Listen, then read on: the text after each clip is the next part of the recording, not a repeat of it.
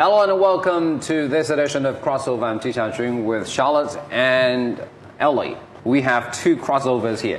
Well, basically, Charlotte's been living in China for 20-something years, since '88, and Ellie was born in China and has been living in the States since 1987. So, what an exchange. Yeah. We had one episode about relationships, and basically that's like an eternal topic.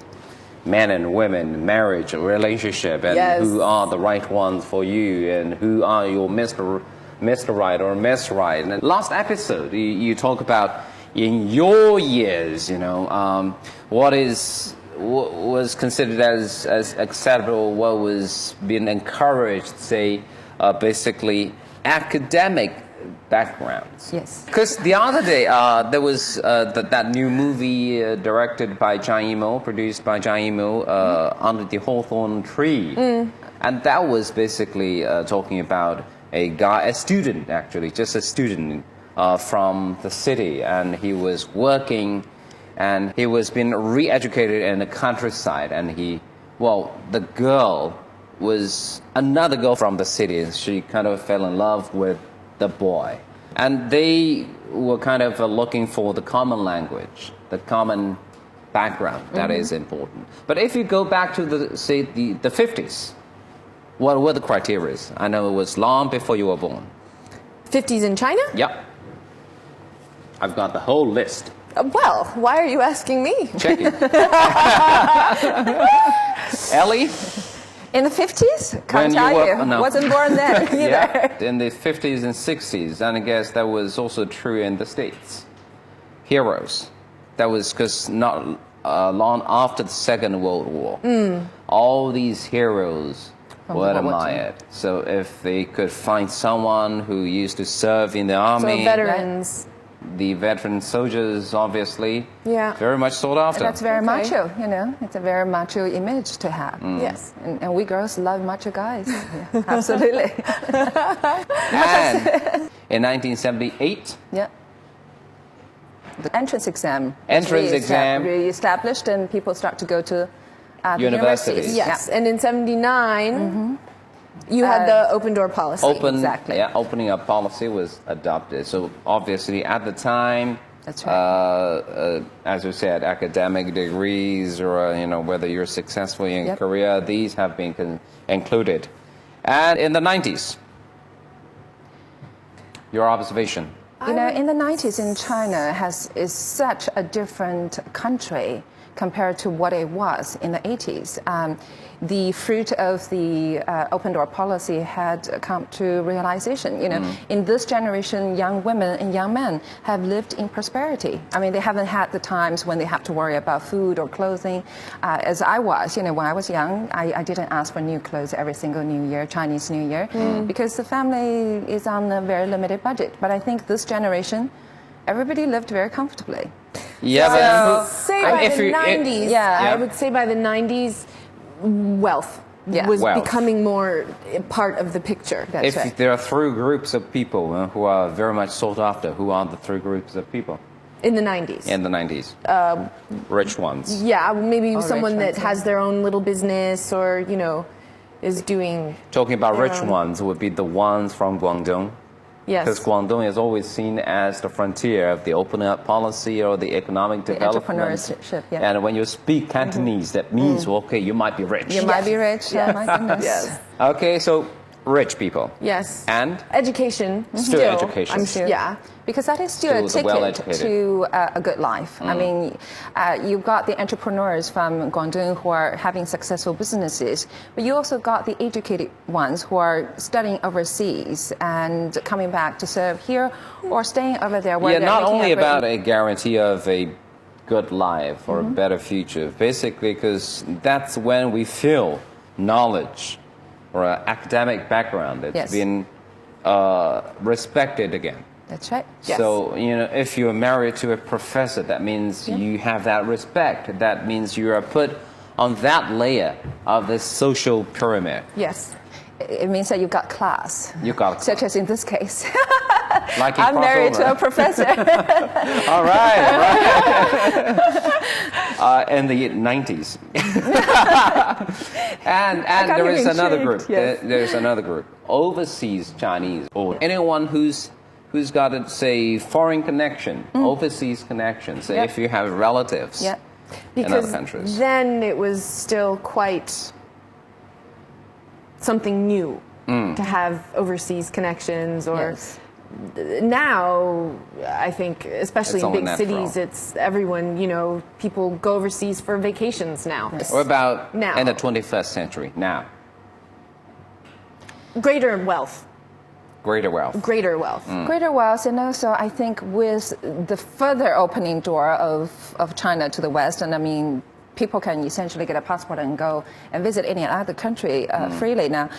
And the globalization, I would imagine that you will get more young women or men who are seeking international partners. I think there was a news about foreign or partners, not necessarily foreign, but just someone with international background. Okay. So it could be Chinese with international who studied abroad. Or suddenly they're available, they're here. Or this young man or young woman can go outside and seek those people themselves. The correct answer is there is no criteria at all. Everything is happening. And it's such a you know, once again, such a diversified world, and it's such a colorful world. So it's age is not anymore maybe the most important element. That's true. Wealth, maybe, but maybe not. Married or not. I mean, basically, if married or not, really? That is still important, but if you have that, divorced or not? Divorced or not? Yes. Okay. That is not a key issue. Right. That's why when, you know, the Nobel Prize winner Frank Yang, when he was 82 years old in 2005, and he got married to a 28-year-old young graduate from Guangzhou, and that was still a big story, but people can accept that. They cannot, or they can? They can. They can, yeah. As a fact. So age is no longer I think that's a good point. Maybe the sort of 21st century is there are no criteria. No. Really. Everything goes. Because everything's available. Indeed, everything is available. Everything is not surprising. So when we come back after the short break, we'll talk about some new ways of spending their life together. Just a short break. And welcome back to Crossover. So after going through all these different criterions in different ages, different time, in the past, say, 50, 60 years, and we come to the 21st century. So what's happening these days? The first one, it's called flash marriage. Flash marriage. Flash marriage. As it happens, you understand in a flash. what it is? Yeah, that's true. In a flash? That is true. So you get married very quickly. Very quickly. When maybe you just get to see each other for a few times, be together for a few weeks or a few months, and you get married. Is that a function of love at first sight, or it's just that they want to have a speedy marriage? They have that passion, I guess. I mean, for the young girls and young boys these days, it's...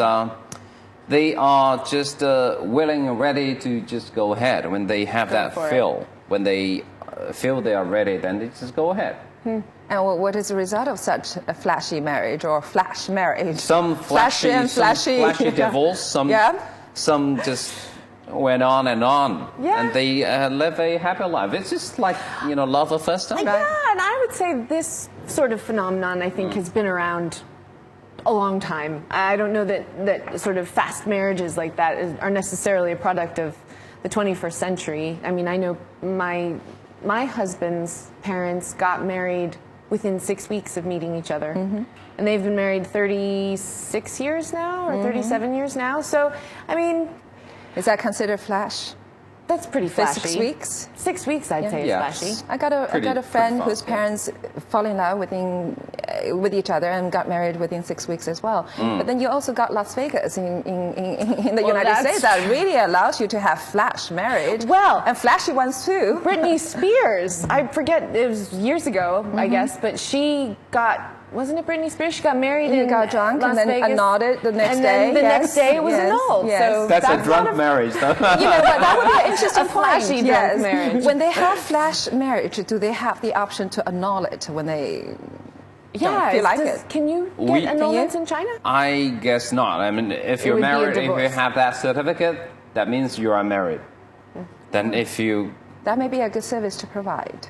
Maybe. Yeah. Maybe Okay, not. so this is a Maybe phenomenon. not. that I mean, might if you have that service, you're only encouraging. Exactly. Yeah. Anyway, I mean, when we talk about But not flash... the case in the U.S. though. You know, you've got that service, but no one is going through the flash But marriage. when you talk about, but what about in Las Vegas? You know, basically you get married In Las in 1 Vegas, second. you can get there and get married on the same day and divorce on the same day as well. Okay. Absolutely. They charge both times. Well, yes, Sure. exactly. That's how they make their money. Wow, what a business. But talking about this flashy marriage, and then basically the extreme cases would be they don't even really get together for too long. They could just see each other, meet each other in a chat room. On the internet. On the internet. They talk with each other on the phone. They might see each other through video My God. cameras, but, you know, they just get that passion, you know, In the air. for a reason. Cross the internet and... Well, no, we will call it generation gap. Yeah. Yeah. Why? You might understand it or not, but it's happening. It's happening. Yep. It's when it's happening in a fastly changing society, then it won't be that unusual. Again, this is in the 21st century. Anything is possible. Maybe it is their desire to find that love, that when they feel they're so connected through the internet or over the phone, that they just have to commit, you know, one to another. But I think they're perhaps ignoring the fact that marriage is a lot more than just being passionate. I mean, passion can fade away they would after say, a few weeks. Yeah, when we have that passion, we get married. And then when the passion is gone, We'll get divorced. we'll see what we do. Yeah, the Chinese saying, 完了再说. We'll cross that bridge when we get there. Okay. Yeah, that, you know, basically we were from the same decades, the same years, so maybe that is the generation gap. Yeah, Not maybe. something that I will try in my life. No, me either. What about this one? This second term is called, a test marriage. Or a trial run, a test run of marriage. Trial and error. Basically, that means, you know, it's not officially recognized by law. You're not registered. You don't have that certificate, but you live together. You live like a couple. Oh, now this, I think, is a wonderful thing.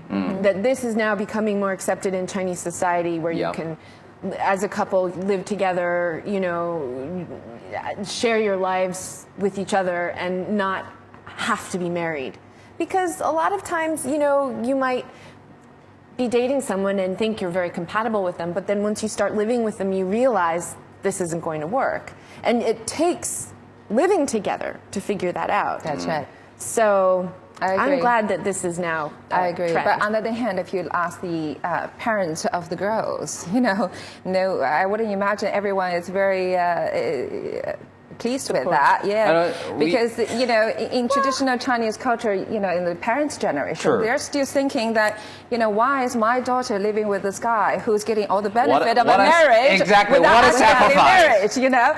And I suppose even also, I mean, in the States as well, there are some families where, you know, more conservative families where they wouldn't, you know, like the thought of their child. And if if you're talking about the parents, say, the guy's parents would be more open. Right. Say, he's got nothing to lose. Fine, you know.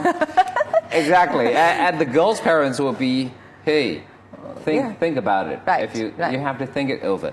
Yeah. And actually, I've got one friend, a girl. She's 30-something, 32, 31, and she's got a boyfriend, and she feels happy living together with the boy, but obviously there's something rejected, something unacceptable to her parents. So what they decided to do is, fine, Mom, I will never live together with him before we are married. Okay, but what actually she's doing these days, she's still, I don't know how she manages to do it, but she still is together. She does live with the boy. With the boy. And sometimes when she goes away, maybe on business or traveling, she'll be still together with the boy. But again, as I said, we're still a transforming society, and it's changing every day. New elements coming in, but again, the conventions, the traditional values are still there. Sometimes they are very strong, even in big cities, and not to mention in those, you know, countryside, in the land, in the provinces. It won't be. It's happening, but it won't be happening that openly. When you're living together and you, as a de facto couple, you know, the fellow is getting all the benefits. And so then you need to ask, how long does he intend to do this? Charlotte doesn't agree. No, I mean, they both can get benefits. Exactly. Well, the benefits, finding more about each other is critical. I mean, that's absolutely true. That's true. Yeah, but from a biological clock perspective, you know, a woman will always want to get married to legitimize the relationship and have children. Now, isn't that a majority maybe? Yeah, but not all. Not everyone. Right, not I mean, all. they I mean, also the woman want who wants to have children. all the girls, they also want to know better about their partner. Absolutely. And living together actually is the best way to know the true color of that Agreed. guy. You know, I've had interesting conversations with some Chinese girlfriends who are married and have children and everything, but when this whole conversation of living together before marriage has come up, they've said, you know, I wish I had been able to do this. That's right. Before I got married. And so then my next question is, oh, well then will you encourage your daughter or son to you know, live together with their... The answer is... No. Easy said than done. Yeah, it's really interesting though. Okay. Yeah. Still, I know we've got some new, terminologies to share with you, but we're going to take a short break first. We'll be right back. And welcome back to Crossover. I mean, as a parent, it is always difficult for them to accept the fact that their girl, before they're married, is living together with a totally strange guy, a new guy. Anyway. I have to say something, though, in support for parents. Better off that your child lives with someone and discovers it won't work and doesn't get married, then gets married to someone and has to go through a divorce. That's exactly But again, I mean, in Chinese society, people talk, and parents are worried about what people talk about their girl and their family. Well, they don't want their girls to be perceived as, you know, loose and promiscuous, who don't know what she's doing. There's a great of value still placed on chastity and virginity and so on and so forth. Well, we can have one whole episode about that. Yeah. And we might include a parent to talk about get that. my dad to come on the show. Oh yeah. Okay. We've got something. Right. Your sister is still not married yet. So No, what about she's your not. mom and your dad comes, to this program? Okay, let's just move on. This new term is called weekend couples.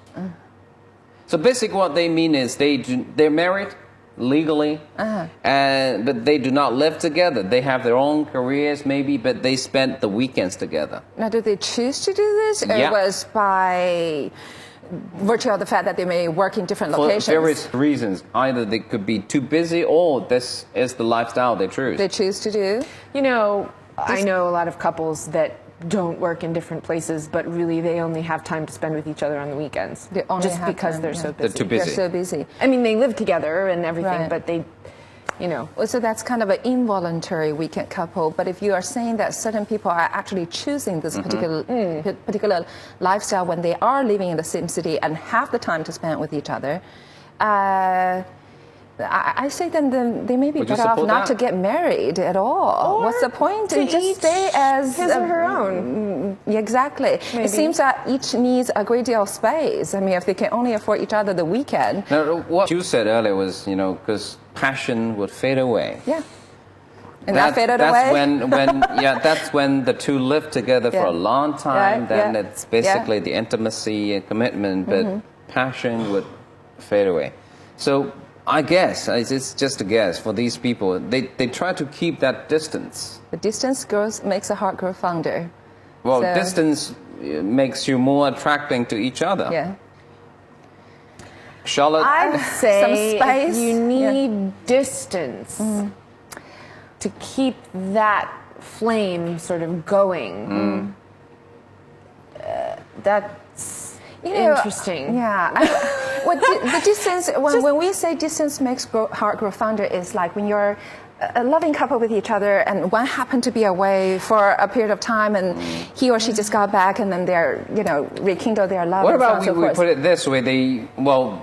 They love each other, but again, they don't want to sacrifice their own lifestyle. They want their own space. Why married? There are all kinds of people out there. Everyone's different. And, for some people, maybe they like being married, maybe they want to have children or, whatever, but they like doing their own thing in the week and coming together on the weekends, maybe that I have works. to say, I haven't seen that in the States No? very much at all. I mean, in fact, it's sort of, I don't know whether it's off topic or not, you will see a lot of Chinese willing to live in different places for Yes, their work's sake. That's a good point.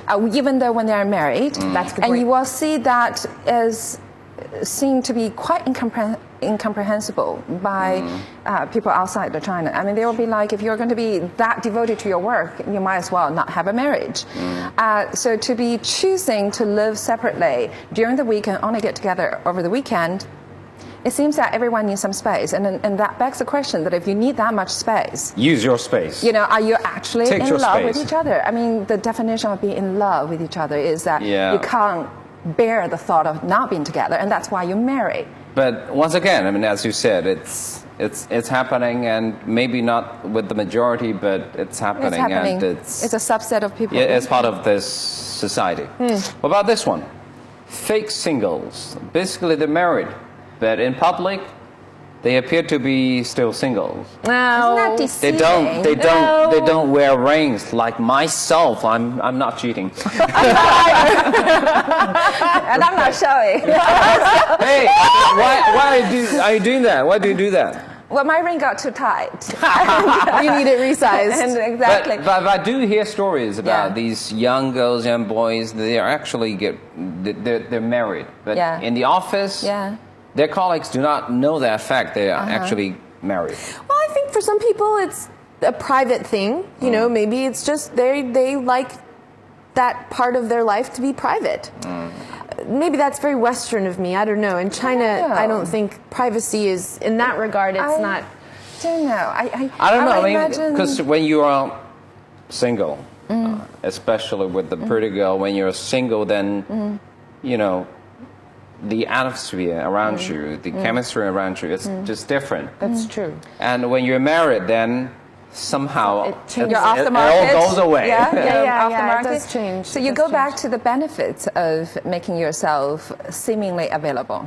I don't know. For you say You're girls. You're is there the like girl. a career advantage to be gained when you appear not to be single? Well, it depends on and- your career. I mean, if you look at celebrities, there are Oh, plenty yeah. of celebrities. See Andy Lau from Andy Hong Lau, Kong? who, how long was he married before he? For 2 years. Yeah, before Yes. he became official. Legally registered for 2 years, but he didn't reveal that information to his fans. I mean, that I think is more of a publicity, thing and a stuff. fan thing Yeah.